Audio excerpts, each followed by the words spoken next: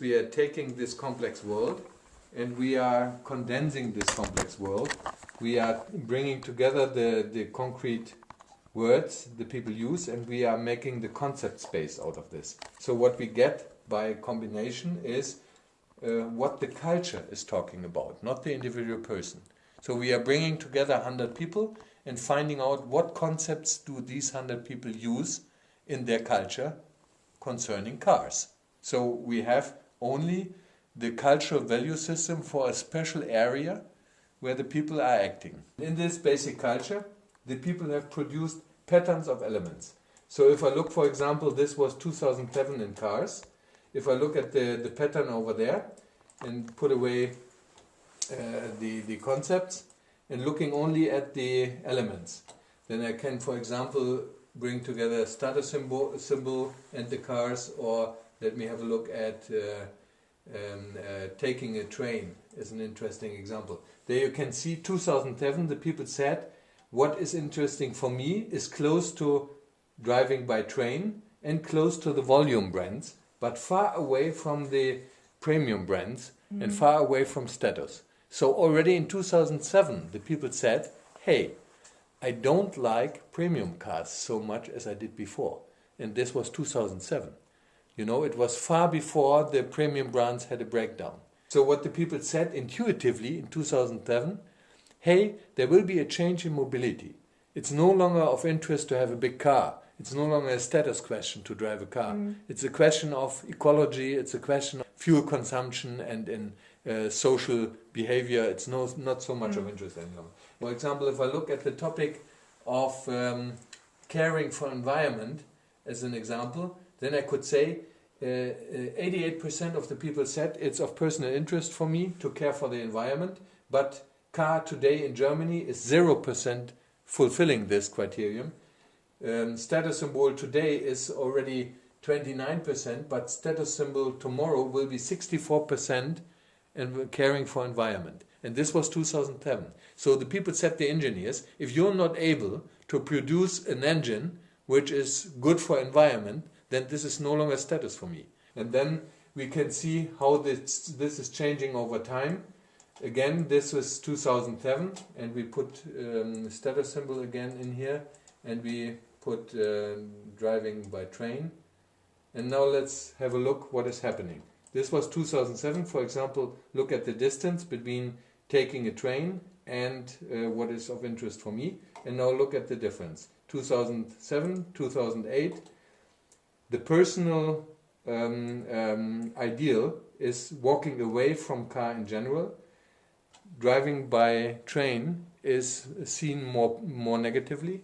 And if you go to 2009, it's even more distance now. So you can really say the train in Germany has lost throughout the last years, and there was a historical chance because the people said, hey, this is a real good form of mobility, and they performed not very well, and now the people are in difference there and in distance there. And if you look at 2010, you see all the brands, the car brands, are coming together, so the people don't differentiate anymore between car brands. So in their brain, car is no longer so much of interest. It's just a function. It's a mobility function. It's no longer status in the old sense. So this is really a big challenge for the car business. The people are no longer so much in emotional resonance. So this is always of interest. You see a change in the value system of the people years before this change is in the behavior.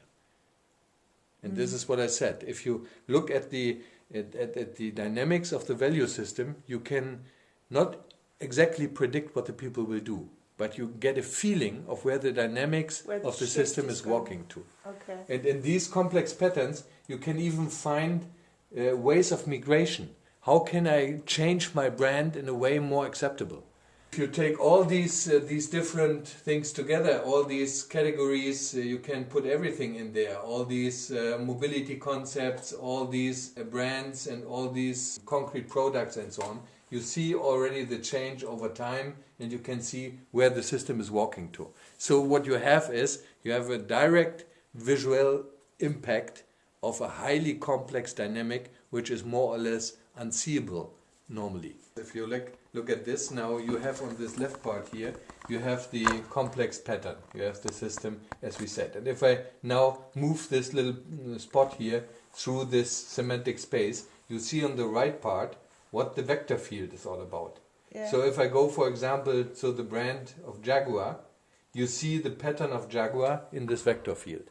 And now you can play around with the culture. Here, for example, we have something which is understatement is a strength.